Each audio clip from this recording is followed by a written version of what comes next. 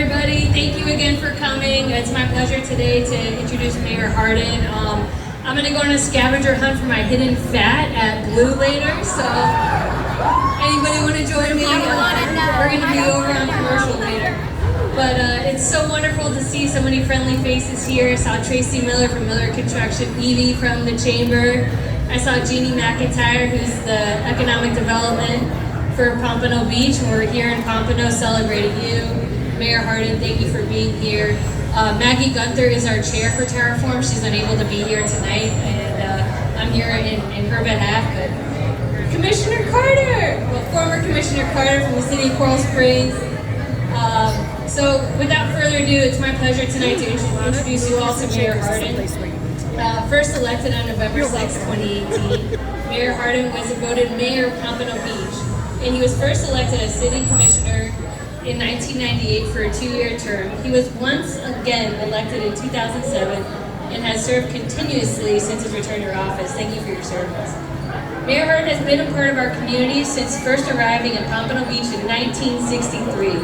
Now together with his wife Amy, they're raising the next generation of Pompano residents with their twin sons, Colby and Bryce, both born in 2005. They're twins. Rex has always been deeply involved in serving his community. He's a member of the Rotary Club at Pompano Beach, has served on the board of directors as president, and some of the projects he was a part of with the Rotary were helping with the cleanup after Hurricane Andrew struck Miami-Dade County, building playgrounds for Broward County Children's Center, and raising funds for scholarships for local high school students. Additionally, Rex and his family are members of St. Martin in the Field Episcopal Church. As an elected official, Mayor Hardin has received numerous awards in recognition for his work on behalf of the residents. He's received the Shining Star Award from the local Chamber of Commerce. Shout out to Evie for the Shining Star Awards. He's received multiple Hometown Hero Awards from the Florida League of Cities, which Commissioner Carter and you share in that as well. His advocacy work in Tallahassee he was awarded the Order of the Southern Cross, rank of commander by the government of Brazil for his work to help those of Brazilian descent in our area.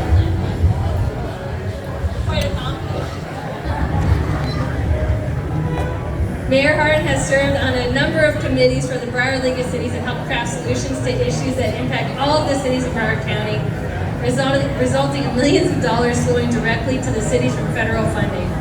He's also been serving all residents of Broward County since 2017 as a member of the Broward County Planning Council.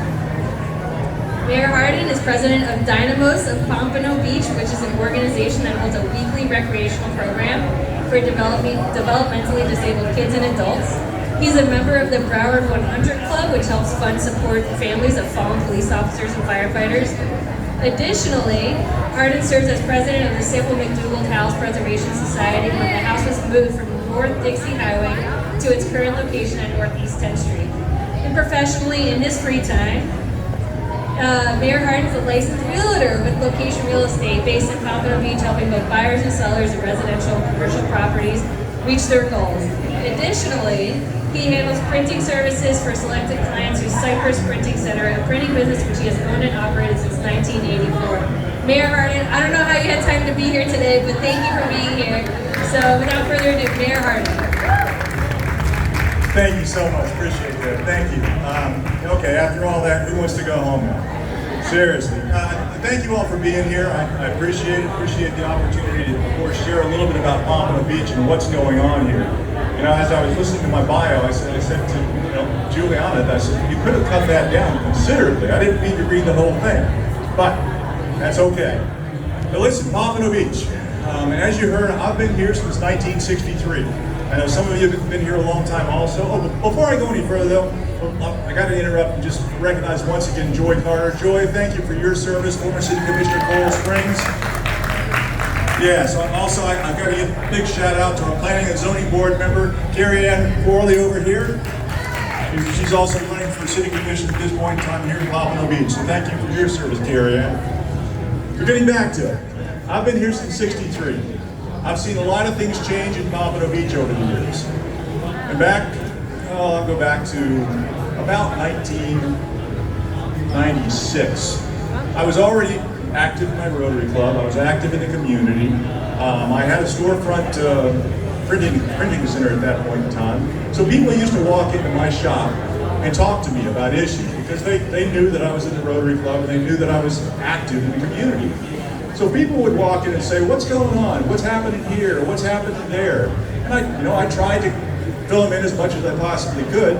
But finally, when I was trying to get the information I needed to answer questions for my clients, I'm just a printer, but I knew who to contact my city commissioner. But I was not getting good information. Nothing was changing in Pompano Beach. Pompano Beach at that point in time was a stagnant retirement community, for lack of a better term. I mean, it really was. When you look at our beautiful beach, can you imagine this? Absolutely deserted. Nobody was here. Nobody wanted to come here because there was nothing to do here except our beautiful beach. So then in '98, I decided it was time to run. So I ran for office on a platform of reinvigorating our business community, making City of Pompano Beach a more attractive community. How many people here like to live in a dump? Nobody, okay? Nobody. But I tell you what, Pompano Beach was pretty dumpy back in the day. I mean, we had bare scrub grass throughout the town. I mean, it's our star school, Pompano Beach High School. The area around our star school, it was absolutely disgusting. I mean, the grass was dead, nothing was going on. The place looked like hell. So I ran for office for business reasons, but also for the aesthetics of our community. And also, of course, keep crime low, keep taxes low, the usual. And I went out there and I talked to people, walked, knocked on their doors, and asked for a chance, and they gave it to me. As you heard in my bio, I was first elected in 1998. I thought I was on top of the world. I got elected. Everybody thought I was going to lose because I ran against a 20-year-old incumbent. 20-year incumbent. So they figured, Rex, you're not going to win. Turns out I won. But I was on top of the world. I thought I was on fire, which I was doing pretty good. But then I had a little disagreement with the firefighters union. So in 2000, that's when they actually mounted a campaign against me. So I went out of office for a while. Came back in 2007 when the opportunity presented itself because Lamar Fisher, our former mayor, was my former city commissioner back in the day. So he moved from District 3 city commissioner into the mayor's position, allowed me to run for office again, and I've been in office ever since. Well, what's happened over the years in Pompano Beach? And I take it all the way back to 1998 when I was first elected. We made a change in this city, a change in the psychology of this city.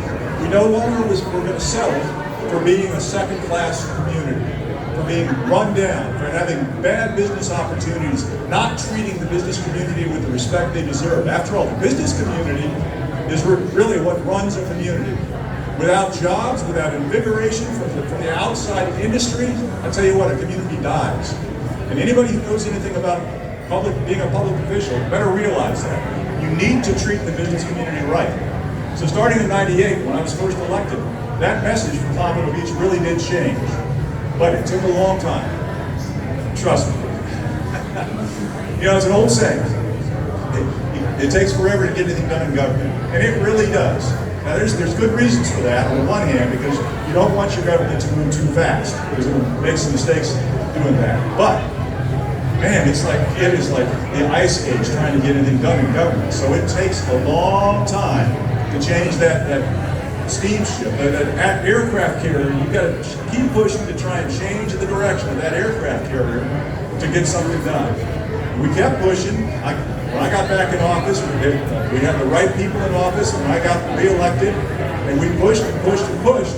And in 2009, we decided to really make a change in Pompano Beach, and we hired the right people to help us with our community redevelopment areas. And we're sitting in one of them right now. And we hired a private firm to come in called Redevelopment Management Agency, or RMA, Redevelopment Management Associates, and they helped us to execute on the vision that we had of making Pompano Beach a star. So far, I mean, it's taken since 2009. We've gotten the beach area. You look around this beach area, you see what's happened. We've gotten accolades from around the world as far as #1 place to invest in, #1 place to retire in still. But so many accolades, it's not even funny. But that's primarily because of our beach area. We're still moving forward on the vision that we created way back then. We need to now spread it over to the other side of Dixie Highway, which that's coming also. The beach area, we're famous for it now. But it's taken this long, since 2009, to really get this ramped up and really get it moving. So now, as we move forward, we got more development coming, like I said, on the west side of Dixie Highway. We've got plans here in the city of Pompano Beach. We've got another community redevelopment area out there west of Dixie Highway, and we have plans to create a new downtown for the city of Pompano Beach. We're going to move our city hall over into that area, to the northwest corner of Atlantic Boulevard and Dixie Highway. You need an anchor in a downtown. And by moving City Hall, it accomplishes two things. One is the anchor for our new City Hall, but number two, our current City Hall is old. I'm not going to say it's dilapidated, it's not. But it needs constant maintenance. It's expensive to upkeep. So by moving the City Hall to a new facility, it's not for me. I only spend a little bit of time there. It's for the staff. But we save money on the maintenance side, and also we now have a new anchor for our downtown, which is going to draw additional residential component, business component, hotel. We've got all kinds of stuff planned for that area. It's going to really transform our Northwest community, and that's really been my dream since I first got elected in 1998. Is the Northwest community. Northwest Pompano Beach has always been the downtrodden area. Back, God, when Pompano was first created, I mean, look, we can't put a polish on it, but the people from Northwest Pompano, they weren't allowed on the east side of the tracks after dark. That's the history of Pompano Beach. It's real. You can't sugarcoat it. It's real, and we live with that history. So from that beginning, it's still an impoverished area. It's a great community. We've got some great communities over there, but we need to do better. Those folks in the Northwest community have not had the opportunities that have been spread across Pompano Beach. And now this is our opportunity to really make that happen. So that's currently happening right now. We've got more votes by the city commission to really make that all go through. But that's been in the planning stages now for over 30 years. We've been accumulating property over there to make it happen. So now, what else is happening? What else is happening in Pompano Beach? As you see, look around Pompano Beach, you can drive around, you can notice there's still more development here in the beach area. Pompano Beach really is on fire right now. People are looking at Pompano Beach saying, yep, you have development opportunities there.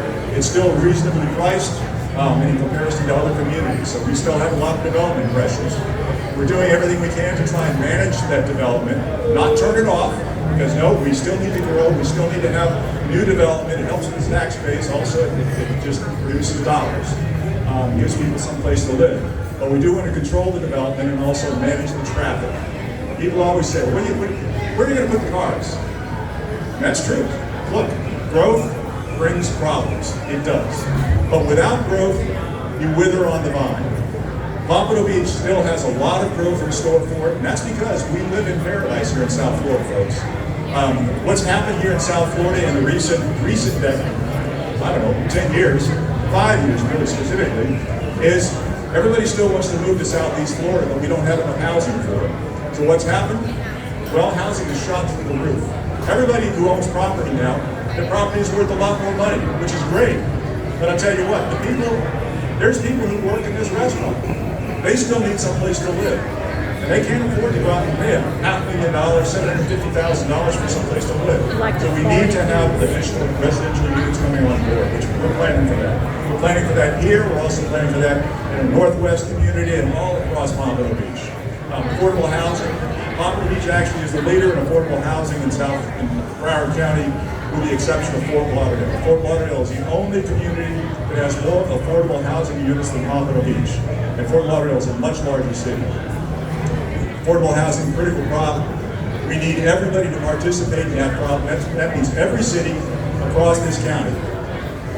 I don't know where you all live, but somebody shout out. How many affordable units do you think there are in the city of Weston? Shout it out. I'll tell you. Big fat goose egg, okay? Weston has no affordable housing. But do people still work in Weston? Sure they do. But they leave Weston to go someplace else to get to their affordable house. So we need everybody in Broward County to participate in some of these problems. I've worked on those problems previously. I'm going to continue to work problem. This is not a campaign speech, sorry, but I'm just telling you the brass tacks. I mean, this is what we're faced with. Traffic, we do everything possible to manage the traffic. We've got the circuit system out here. We're going to continue trying to manage traffic. Also, parking here in the beach area it's a nightmare. That's why we have a new parking garage we're going to be building on the west side of A1A. So it's going to be on the barrier line, but on the west side of A1A, we own the property. Going further out west, we got the whole Cornish project out around Harris Casino. They got a hotel, a live entertainment district planned there.